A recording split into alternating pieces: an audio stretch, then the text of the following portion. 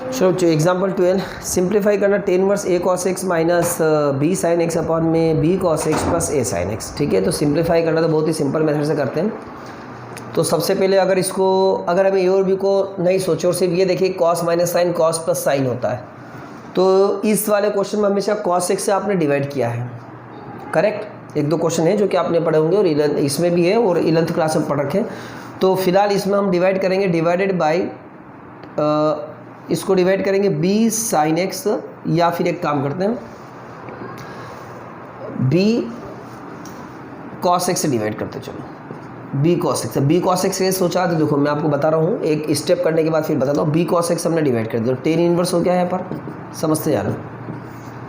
इसको डिवाइड किया ए cos x upon में बी कॉस एक्स। ठीक है, कॉस से कॉस कैंसिल, सीधे लग देते ए बाई बी, समझते जाओ ये ए बाई बी होगा, माइनस यहाँ डिवाइड करेंगे तो बी से B cancel, sine by cos 10 upon में बी कॉस एक्स से बी कॉस एक्स जोड़ दिया 1 आ गया, प्लस ये हो गया ए साइन को बी कॉस एक्स डिवाइड किया, ये आ गया ए बाई बी और साइन बाई कॉस 10x। तो यहाँ पर मेनली 1 लाने के लिए मैं बी कॉस एक्स से डिवाइड किया, क्योंकि 1 अगर आ गया तो डायरेक्ट फॉर्मूला बन गया। कौन सा वाला, देखिए ध्यान से, tan inverse X minus tan inverse Y क्या होता बोलो, tan inverse X minus Y upon में 1 प्लस एक्स वाई। ठीक है, तो होगा टेन इनवर्स एक्स की जगह कौन है ए बाई बी, माइनस बी की जगह कौन है टेन इनवर्स 10x। ये एक्स हो गया, ये वाई हो गया, X minus Y 1 plus X Y, तो ये हो गया यहाँ पर tan inverse A by B, minus में टेन इनवर्स से 10 कैंसिल, कितना आएगा x। ये आंसर अच्छे से, ठीक है, आ गया समझ में, क्लियर है। चलो अगला एग्जांपल स्टार्ट करते हैं। अगला एग्जांपल मतलब इसका लास्ट एग्जांपल है, सो कोई ख़ास बात नहीं है। क्या लिखा, सॉल्व करना है। चलिए ध्यान से। अच्छा, इसमें बच्चों से कभी कभी गड़बड़ी हो जाती कि ये ढंग से देखते नहीं हैं, तो सॉल्व को प्रूव समझ लेते हैं, प्रूव को सॉल्व समझ लेते हैं, तो सब उल्टा उल्टा हो जाता है। तो सॉल्व करना मतलब क्या करना आपको मालूम है, प्रूव तो नहीं करना कंपलसरी कि पाई बाय 4 तो लेके आना नहीं हमको। क्या करना, सॉल्व करना मतलब एक्स की वैल्यू निकालना है। तो बिल्कुल ध्यान से देखिएगा, लास्ट एग्जांपल इसका, ठीक है। चलिए, तो यहाँ पर टेन इनवर्स 2x है प्लस टेन इनवर्स 3x। तो यहाँ तो फार्मूला है कौन सा वाला, tan inverse x plus y वाला, tan inverse x plus tan inverse Y.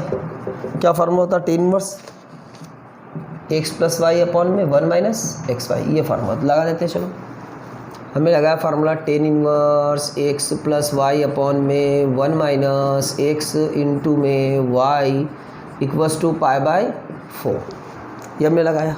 अब क्या करेंगे यहाँ पर, भाई इसको सॉल्व कर लेते हैं। ये हो गया 5x अपॉन में 1 minus 6x square equal to tan inverse उधर जाएगा तो क्या आएगा 10 पाई बाई 4, सही है। ये बचेगा 5x अपॉन में 1 माइनस 6x स्क्वायर, 10 पाई 4 कितना होगा 1, 5x equal to 1 minus 6x square, ये इधर आके कितना होगा 6x square plus 5x minus 1 equal to 0। करते इसको फैक्टर, ठीक है। तो इसका फैक्टर करते क्या आएगा, 3 और 2 आएगा क्या, नहीं आएगा बच्चों, 6x माइनस एक्स आएगा, क्योंकि यहाँ पर मल्टीप्लाई करने पर -6 होना चाहिए, -1 इक्वल टू 0। 6x कॉमन तो x प्लस 1 और इधर -1 कॉमन। चलो तो x की वैल्यू यहाँ से आ गई, एक तो -1 और एक आ गई 1/6, ठीक। तो क्या अब यहीं पर जाके रुक जाए हम, क्या यही दो आंसर है, यहाँ पर हम लिख दें कि ये आंसर है, बस यही खास बात है। जब भी हम सॉल्व करते हैं तो x की जो वैल्यू है वो उस इक्वेशन में रख के देखेंगे कि सेटिस्फाई कर रही है कि नहीं कर रही। तो आप देखो कि यहाँ पर since x equal to -1 does not satisfy, ठीक है। सेटिस्फाई तो क्या करेंगे अपन, सेटिस्फाई रख के देखेंगे कि भाई वो उसमें पुट कर रहे कि नहीं कर रही, देखते हैं।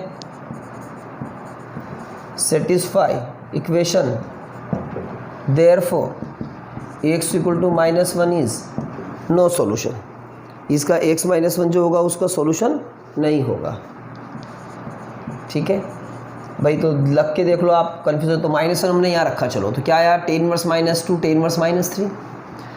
अब टेन इनवर्स -2 और टेन इनवर्स -3 आया, अगर दोनों में सब माइनस को बाहर ले लें, क्योंकि टेन इनवर्स -x क्या होता है समझते जाना, है ना। टेन इनवर्स -x क्या होता है, -10 इनवर्स x। तो अगर हम दोनों में से माइनस बाहर ले तो बाहर माइनस आएगा, जबकि अंदर कितना बचेगा, प्लस बचेगा, ठीक है। तो ये x equal to minus one put करके देखना है, यहाँ पर इसको सेटिस्फाई नहीं करेगा, इसलिए आंसर क्या होगा, x इक्वल टू 1/6। आप चाहो तो 1/6 रख के देख लो यहाँ पर, है ना, उसको सॉल्व करोगे तो π/4 आ ही जाएगा। तो आंसर जो आएगा इज ओनली सॉल्यूशन।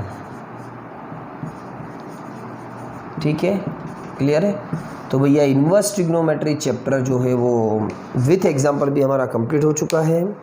ठीक है, यहाँ पर कोई भी डाउट हो तो आप मुझे बिल्कुल पर्सनली क्वेश्चन पूछ सकते हैं। ठीक है, तो क्या करना आपको, मेनली बेसिकली अगर ये करने के बाद भी आपको अभी प्रॉब्लम अगर आ रही है चैप्टर में, तो सबसे पहले आप बेसिक के ऊपर ध्यान दीजिए। आपने जो 11th क्लास में ट्रिग्नोमेट्री चैप्टर पढ़ा उसके फार्मूले अच्छे से याद होना चाहिए, है ना। वैसे तो पूरा चैप्टर ही बहुत अच्छे से होना चाहिए, अगर नहीं भी है तो फार्मूला अभी फ़िलहाल तो फार्मूला आप अच्छे से फोकस कर लो। ठीक है, क्योंकि ट्रिग्नोमेट्री अगर वीक है तो रहेगा कि पूरा ही ये क्योंकि कैलकुलस वाला पार्ट सब कुछ वीक होता जाएगा, इसलिए उसको फार्मूला याद होना बहुत कंपलसरी है। फिर उसके बाद इसका बेसिक पूरा शुरू से स्टार्ट करो, शुरू से पहले एक्सरसाइज में क्या पढ़ाया उसको क्या सॉल्व किया, सेकंड में क्या पढ़ाया कैसे सॉल्व किया उसको, फिर मिसलेनियस आई जाएगी। ठीक है, तो ये लगातार आप अगर सॉल्व करते जाएंगे प्रॉपर एक तरह से और अपने आप ही सेल्फ रिवीजन करेंगे तो इस चैप्टर में बहुत आसान चैप्टर है, पूरी मैथमेटिक्स से सबसे सिंपल चैप्टर यही है। तो आप और 5 से 6 डेज़ का चैप्टर है, कोई बहुत बड़ा चैप्टर नहीं है, इसलिए जल्दी जल्दी इसको तैयार कर लीजिए। ठीक है, ओके, थैंक यू।